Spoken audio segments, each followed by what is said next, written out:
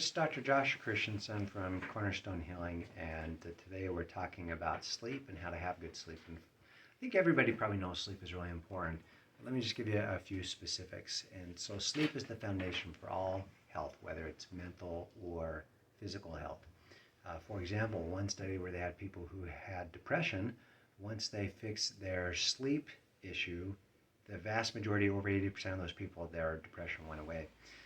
Also, when we sleep, our body heals. So our body releases growth hormone and other things that helps our body heal and repair, not just when we're kids, but also when we're adults.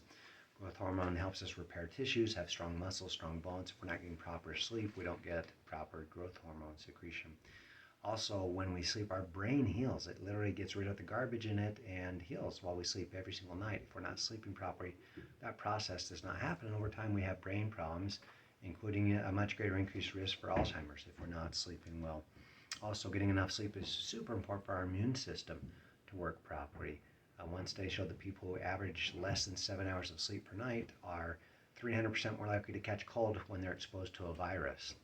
And so, as I've said before, sleep is the foundation for all health, whether it's physical or mental health. Also, for kids and adults, we learn when we sleep. In other words, the stuff that happens during the day, our brain makes connections and creates those memories while we sleep. And we do not learn if we do not sleep. We don't have the proper long-term memory from that. So we're going to first talk about what lots of people call sleep hygiene. These are just the basics. Okay? And before we get into that, let me just mention that if you have something that's preventing you from sleeping, like pain, you need to take care of that. So if your back is hurting, your hip is hurting, your neck, or whatever, take care of that. Please come to our office. We can help you with those things. If you have a medical condition like a prostate issue that makes you get up frequently to go to the bathroom, obviously you'll need to address that. So we're not talking about those kinds of obvious issues. We're talking about just general things every single person should be doing. And the first one is go to bed. And so let me give you an example. Years ago, I had a patient ask me about, she was so tired all the time, what should she do? Because she was so exhausted all the time. I'm like, well, what time do you go to bed? Oh, 1 or 2 in the morning. What are you doing for that time? Well, I'm looking at my phone for several hours before I go to bed. What time do you get up? Well, 7 a.m. So you're probably going to be tired if you're going to bed at 2 in the morning and getting up at 7 a.m. So the first tip is just go to bed. Like, really seriously, you got to make sleep a priority and just do it. You should schedule that just like you probably take time to eat and you probably take time to shower and go to work and things like that. So you need to take time to sleep. Ideally, we should be in bed for 8 hours. You may not be asleep the entire time, but there are good benefits of just resting and giving our body a chance to heal and recover by simply not doing things. Ideally, you'd sleep for 8 hours, or at the very least being in bed for 8 hours. And when we go to bed matters. And so this is not necessarily a hard and fast rule, but in general, it's ideal if we're in bed by 10 p.m., certainly before 11 p.m. There are certain hormones that release during the certain times of the night while we're sleeping, and they also occur within certain hours after we go to bed. So it's ideal to be in bed by 10, certainly before 11.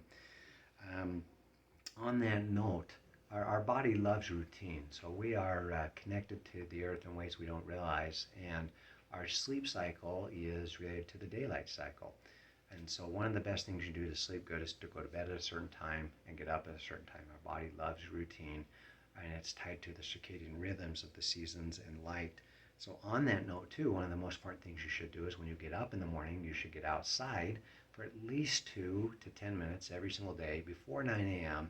And you need sunlight to be striking your eyes. So in other words, don't wear sunglasses, don't be inside just your car. You actually need to be outside with sunlight hitting your eyes to help train your body that it's time to wake up, it's normal to be awake, it's daytime. And that will start certain hormonal processes that will help you have more energy during the day. And if you start out the day right, then you're going to sleep better in the night.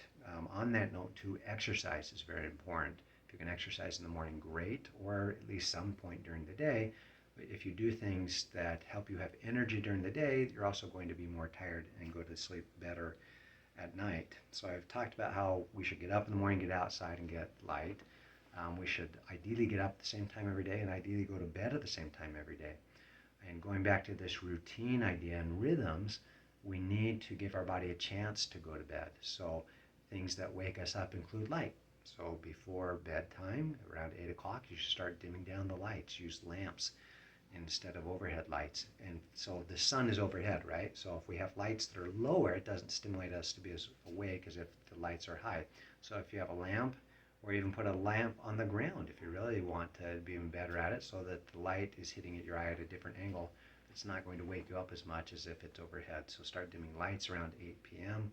Ideally you're in bed, and ideally you're not getting any light in your eyes at all from 10 p.m. until 4 a.m. and at the very least not after 11 p.m. And that is our phone, which we're going to ignore. And so you've probably heard about blue light. It's this kind of light that stimulates us to be awake more than other kinds of light. And that's true, but I want you to realize that all light stimulates you. So if you have a blue blocker glasses or a blue light filter on your phone, that doesn't make it okay to be using your phone or have a bunch of lights on after 10 p.m. It's still going to wake you up. It'll wake you up maybe a little less because you're filtering some of the blue light. All light wakes you up. Blue light just does more. On that note too, if you happen to wake up in the middle of the night, you have to go to the bathroom or for whatever else, if you want to go back asleep, please don't turn on the lights.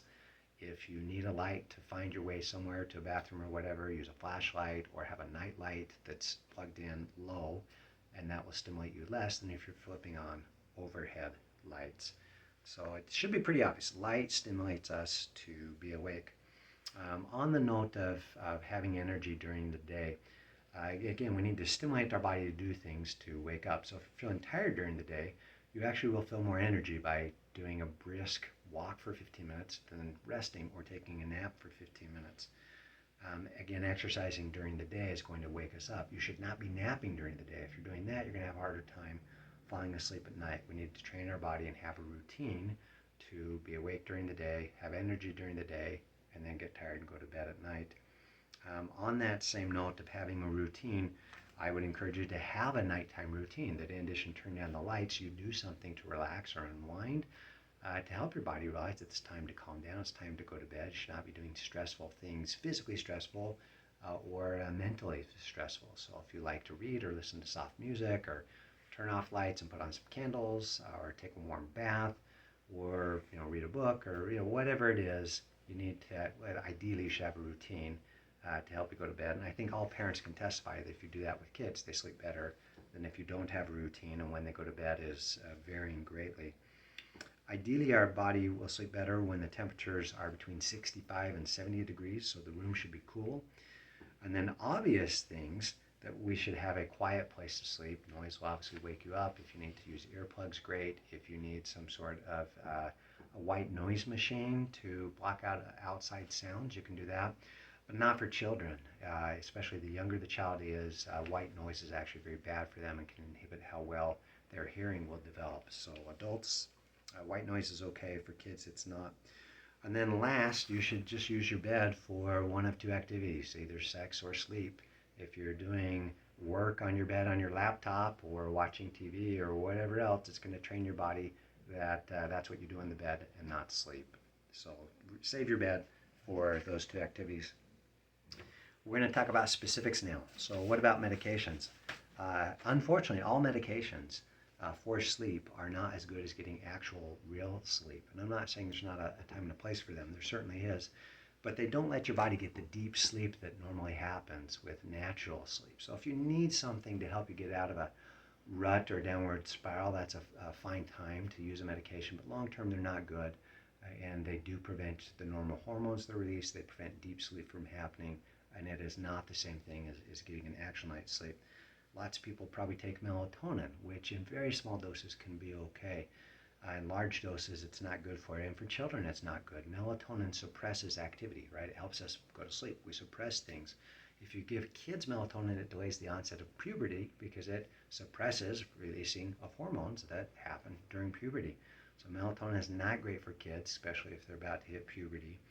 And for adults, and again, you could give it to younger kids, but not kids going through puberty or about to hit puberty. It should be a gram or less, and ideally just a very, very small amount, even 100 milligrams. Interestingly, when there's a full moon, it actually makes us wake up more. So if you have a hard time sleeping and there's a full moon, that's an okay time to take a gram or less of melatonin. And if that's something you're doing on a nightly basis, taking melatonin, again, it should be a very, very small amount, like maybe 250 milligrams. So, for example, I've seen some chewable melatonins, and I will take those sometimes, but I'll break it up into eighths. It's a 5 gram supplement. I'll break it up into eighths and maybe take an eighth once in a while if I feel like I need some extra help sleeping or falling asleep faster. Um, there are natural substances that you can take that have been shown through science to help people sleep better. One is a special form of magnesium called magnesium threonate, and you can take between 100 and 200 milligrams of that at night. And magnesium threonate is a special kind of magnesium that crosses the blood-brain barrier. Also, passion flower and something called GABA for short. Those can help your brain relax, help you sleep better. And then also something called L-theanine, L-theanine, and you can take up to 400 milligrams of that per night. As far as our stomach goes, if you're too hungry, you're probably not going to sleep good. If you're too full, it's going to interrupt with some of the normal processes that should be happening while you sleep as far as healing and repairing. When we sleep, our body does work that it doesn't do during the day. During the day, when we eat, there are things that happen that don't happen when we sleep. So you want to stop eating ideally 3 hours before you go to bed, and certainly 2 hours before you go to bed. If you're having a hard time and being hungry sleeping, try eating more protein and fat within that time frame, again, 2 to 3 hours before you go to bed. So you don't want to be too full. You also don't want to be hungry. Also, temperature can affect how we sleep. So you don't want to be too cold going to bed, and you do want it cool. You also don't want it to be too hot. If you take a hot bath 2 hours or so before you go to bed, it actually helps your body start to cool down after that bath or hot shower, and you should fall asleep better and sleep deeper. One obvious thing, you should not be using caffeine. That's a stimulant that'll wake you up. So rule is no caffeine after noon. Also, you don't want to exercise within 4 hours of bedtime. That'll wake you up. One thing that I've learned that is very helpful to me, because I used to think, I never have slept through the night, I don't think, in my entire life. So I'd wake up and think, well, I guess I didn't sleep good. And so our sleep goes in 90-minute cycles, and probably everybody's heard of REM sleep. That's one of those stages of our sleep, and these cycles and stages happen over 4 stages in 90 minutes. And so it is normal to wake up potentially every 90 minutes. So if you're waking up in the night, don't worry about it. It's normal. It's not a big deal, and just go back to sleep. It doesn't necessarily mean you're not sleeping good. It is normal. It's also normal to feel a little bit of energy or mental clarity the hour before you go to bed. That is very normal. So if that happens to you, stick with your routine. Don't start doing laundry or dishes or mentally taxing things. Try to still relax, and you should fall asleep better. And so there's probably some people that are thinking, well, I've done all these things, I've tried all these things, none of this works for me. And probably the number one cause of sleep in our modern world is what's going on between our 2 ears, whether it's stress or negative emotions or depression or anxiety. So if you've done all this stuff and you're not sleeping well, then you probably should talk to a counselor, or at the very minimum do some journaling, because what's going on in our subconscious mind, I think, is probably the number one thing that keeps most people in our modern world from sleeping. In fact, sleep is not even something you do, right? You don't do it. You just let it happen. You lay down and it just happens on its own. And so, for example, anxiety, one of the side effects of that is you don't sleep good. But sleep isn't the problem, it's just the symptom. Unfortunately, with depression, people that don't have depression don't sleep good, and it becomes a real negative downward spiral, because if you have depression, you don't sleep good, and if you don't sleep good, it makes your depression worse, and it's really hard to get out of it. And again, you might need to talk to a counselor and talk to a sleep doctor and get on a prescription to help you get out of that downward spiral. One tip to maybe think about anxiety, that if that is the root cause of your sleep, if you can't go for about more than 10 seconds without needing some kind of stimulation, usually that's looking at your phone, you probably have an anxiety issue. If you can't wait in the line at the grocery store without having to start scrolling through your phone, you probably have an anxiety issue. If you can't calm down for even a few seconds to wait in line to buy groceries or whatever, you probably have some anxiety that you need to address. And learning how to calm down will help you. So I do recommend people learn to meditate, and you can train your brain and your body to calm down. And so In addition to the things that we've talked about, there are a couple resources I want to mention that are very helpful.